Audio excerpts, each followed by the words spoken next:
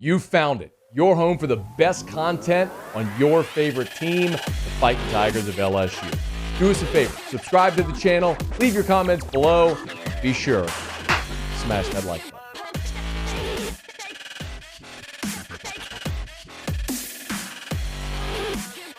So LSU beats Mississippi State 31-16. And as we were doing the postgame show, if there was one thing kind of consistently that kept popping up, it was this question of Jayden Daniels running the football and why he continues to tuck and run and at times maybe passing up throws. So I want to be very clear, that my opinion on this is understood. So there's no ambiguity. I think Jayden Daniels is, by a mile at this point, your best option at quarterback. There really isn't even a conversation to be had as to whether or not you should play Daniels or Nussmeier. Nussmeier's shortcomings are that he does not protect the football. That's been his MO. We saw it against Southern. There just is no conversation to be had. Jayden Daniels is playing winning football. He's moving the ball through the air, on the ground with his feet when there's nothing else. If the pocket's breaking down, he can make dynamic plays running. He is protecting the football in the passing game. He's making good decisions with the football. He is playing winning football. For 3 quarters against Florida State, he was your only offense. And then when you went tempo, he obviously led a charge to come back. He was incredibly efficient and effective against Southern. I understand the competition. And then he was your offense. He led you in rushing with 16 attempts for 93 yards on Saturday, and then he threw for 210 as well. Had a better completion percentage than Will Rogers, better rating, all that sort of stuff. So that has to exist on one hand, to say Jayden Daniels is your best option, and that's not even a question. The other part, which is also true, is yes, there's room for improvement.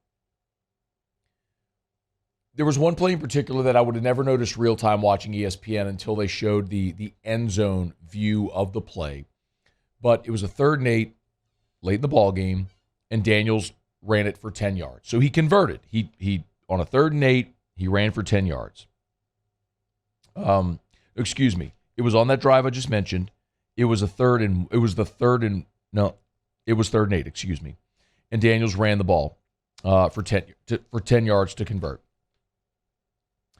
And it was actually the play before Armani Goodwin's 47-yard touchdown run. It was 3rd and 8. Daniels ran it for 10 yards.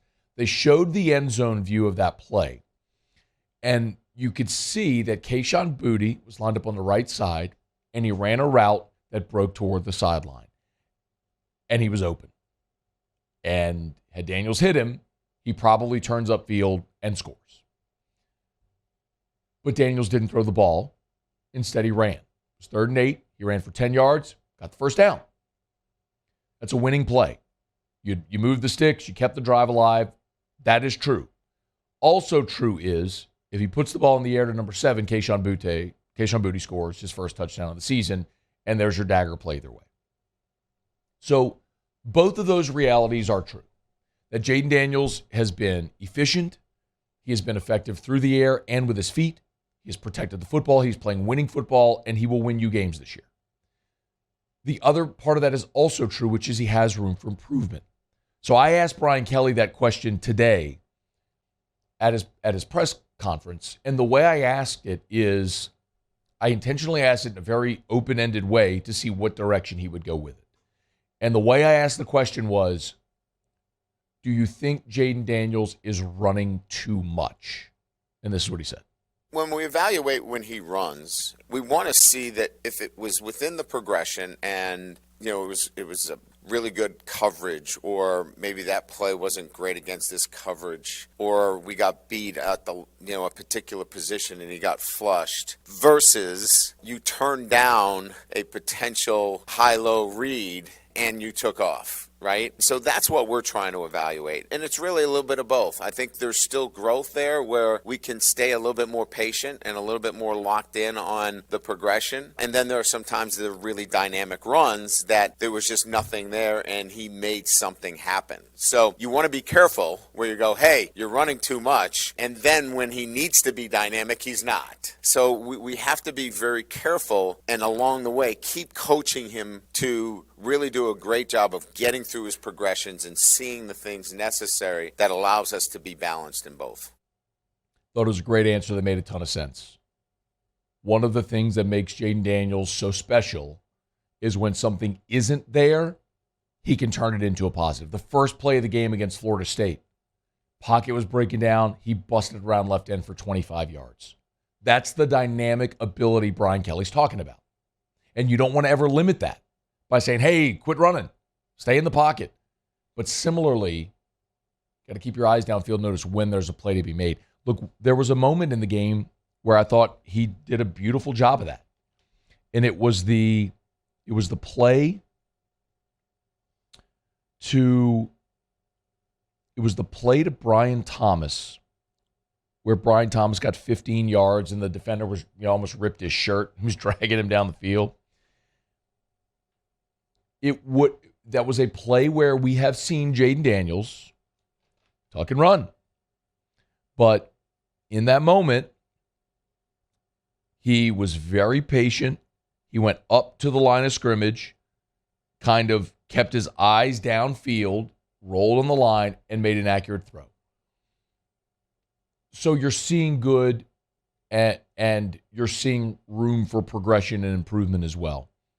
That's going to be part of this season, is getting Jayden Daniels comfortable in the offense, comfortable with his receivers, comfortable with the timing, comfortable with his protection. A big part of this, too, is that in 3 games, you've used 3 different lineups on your offensive line. The only guy that started in the same spot all 3 games is your true freshman left tackle, Will Campbell. As the season goes along, you would expect that first 5 to solidify, protection to improve, and Jayden Daniels maybe doesn't feel the need to run and evade pressure like maybe he does right now because of what happened early in that Florida State game.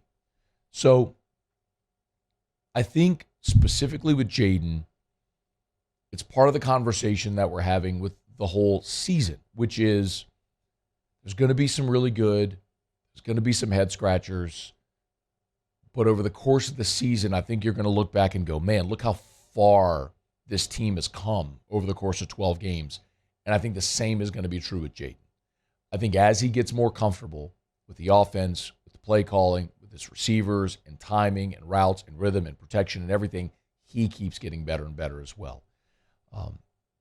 Look, maybe a big part of that issue is solidifying your offensive line, and maybe we started to get that answer on Saturday. Emory Jones started at right tackle, so you had 2 true freshmen starting at tackle. But Cody Worsham tweeted this out. In the SEC, Will Campbell graded out 1st. Emory Jones graded out 4th in pass protection this weekend for the entire league. Brian Kelly today on Monday did talk about the day that Emory Jones had in his first start. I would say that he exceeded expectations. Look, he's not going to be perfect, but he's active. He's got great feet, and he is a great open field tackler.